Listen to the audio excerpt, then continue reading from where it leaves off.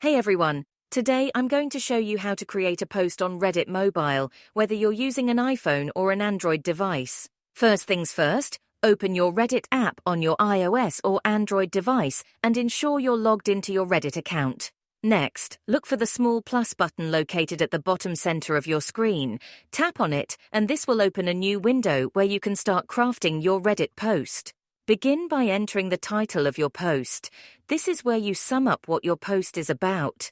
Then you can add the body text. This could be a question, some thoughts, or whatever you'd like to share. Reddit also allows you to include a link or URL, or you can attach a photo or video to your post to make it more engaging. Once you're ready with your content, tap on the Next option at the top right corner of the screen. Now, it's time to choose a community where you want to post your content. If you're not already a member of a relevant community, you can join one right from this screen.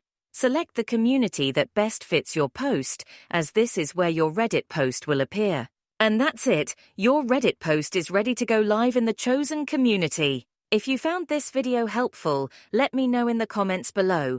Don't forget to like and subscribe for more tutorials like this. Thanks for watching, and I'll catch you in the next one.